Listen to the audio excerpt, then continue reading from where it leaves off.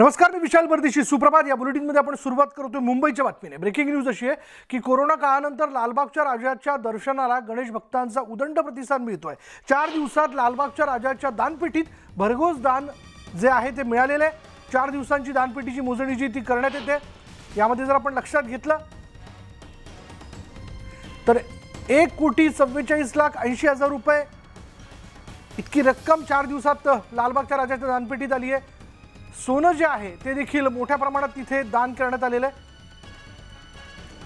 आणि अजूनही लालबागच्या राजाला गर्दी जी आहे भाविकांची ती वाढताना दिसते. बोलूयात आमचे प्रतिनिधी उदय जाधव आता या क्षणाला आपल्या बरोबर आहेत. उदय, काय तपशील?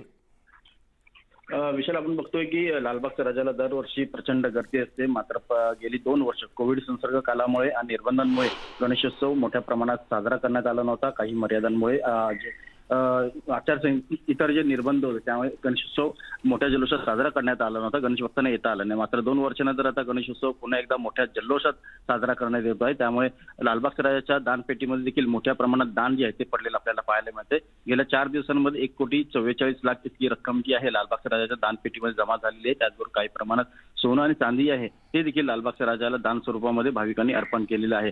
आणखी 5 दिवस बाकी आहेत आणि पुढील 5 दिवसांमध्ये देखील मोठ्या संख्येने गणेश भक्त लालबागच्या राजाचं दर्शन घेणार आहे. कारण 1.5 दिवसाचं गणेश मूर्तींचं विसर्जन झालेलं आहे. गौरी गणपतींचं उद्या विसर्जन होईल. त्यानंतर मोठ्या संख्येने जे घरगुती गणपतीचं विसर्जन झाल्यानंतर जे घरातले नागरिक आहेत ते मोठ्या संख्येने लालबागच्या राजाच्या दर्शनाला येतात. त्यामुळे लालबागच्या राजाचं दानात जे आहे ती अजून खजिन्यामध्ये अजून मोठी वाढ होईल अशी शक्यता वर्तवली जात आहे. आज रविवार आहे, सुट्टीचा दिवस आहे आणि मुसळधार पाऊस देखील मुंबईमध्ये काही ठिकाणी सुरू आहे. लालबाग परिसरामध्ये देखील पाऊस जो आहे मोठ्या प्रमाणात सुरू आहे. असं असताना देखील भाविकांनी मोठ्या संख्येने गर्दी केलेली आपल्याला पाहायला मिळते आहे.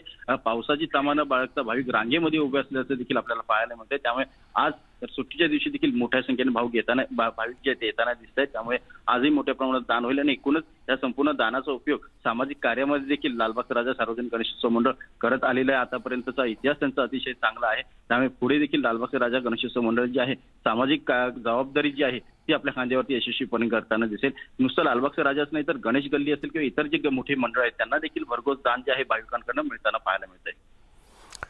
धन्यवाद उदय या सगळ्या माहितीबद्दल.